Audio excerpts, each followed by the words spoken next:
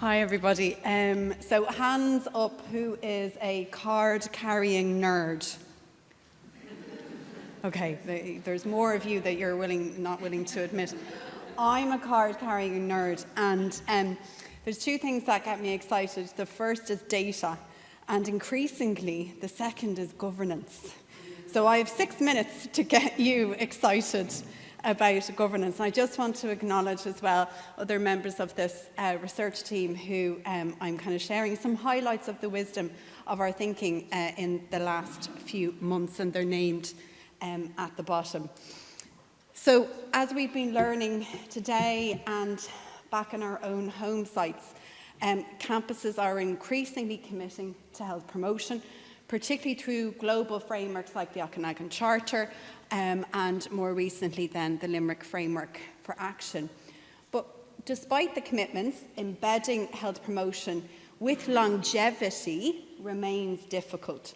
So what we're seeing in practice is lots of activity, really strong intentions, but uneven and often quite uncomfortably fragile implementation. So that raises a key question of what's missing. So our kind of central thesis is that what we don't need is actually more programs. What we need is better governance. Because when you nerd out on governance, what you learn is that governance is the key to who has authority, how accountability works, and whether health is actually integrated into decision making. So, what we've been doing in the last few weeks is trying to understand the types and the numbers of models of governance that are happening within higher education institutions. So we had lots of spirited kind of discussions around this, and we had lots of fights, and we couldn't land on 6 or 7, so we landed on 6. That's a spoiler alert for when the paper comes out. We've 6 models for governance that we've identified. And everyone's disclosing their AI usage. This is my attempt to use Canva. So those 6 models of governance that are in operation within our institutions can largely be collapsed across kind of 2 modes. So built on versus baked in. So governance really places shapes on whether health promotion is peripheral or truly embedded. So just for a moment, have a think. Back in your home turf, would you consider your healthy campus efforts to be peripheral or to be centralised? So on the left here, we have what we call the built-on approaches. So this is where health promotion sits on top of the system as programs, as projects, as services. And typically, this can look like really heavy reliance on individual champions. And for those of you that attended the workshop yesterday, we had a big discussion about the vulnerability of relying on individual champions. That's not the way to embed things from a longevity perspective. But also when things are built on, you've got short-term funding. Okay, you've got lots and lots of pilots. You never really seem to be able to get away from an old pilot project. And you've got fragmentation in your initiatives. So there's a lot of activity, and to be honest, we can exhaust ourselves with doing those activities. And that's the type of activity that's vulnerable to change, vulnerable to restructuring, vulnerable to shifting priorities. And the focus then tends to be on individual behaviours, isolated programmes. And that activity rarely leads itself to institutional transformation, which is actually what we want.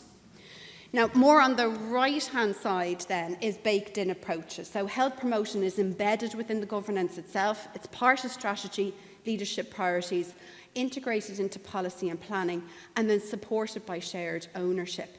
And importantly, in institutions where governance is more akin to that, what they have is longevity in their resourcing. They've got clearer accountability, they've got clearer reporting lines, and they have systems levels impact. So you shift then from that kind of program-based model of healthy campuses to that whole institution approach. So it is a continuum. And in Trinity, I remember when we first started around the healthy campuses, and we have our healthy campus manager, Martina Mullen, down the back. For a long time, it was just myself, Martina, and the faculty administrator meeting, and we had no friends. We had no friends for a number of years. We've now moved a lot more centralised, and that's because we sharpened our game around governance. And we made sure we put our energy, we retained some energy in the tank to be mindful about governance. So this has three implications. What I would argue is that governance is actually not administrative, it's strategic. So if you need to think about your kind of wellness bubble, you need to carve out about 10 to 15% of your own energy to stop exhausting yourself delivering programs and start thinking about the governance back in your own institutions. The second thing I think we all need to get much better at is governance literacy. We need to have a core literacy competency language to be able to go and to argue the case with leadership, to be able to navigate those systems of power, because let's face it, higher education institutions are obtuse and they are very hard to navigate. So governance literacy is something that we really need to get much better at as a core competency in health promotion. And then we also need our shared governance benchmarks and frameworks.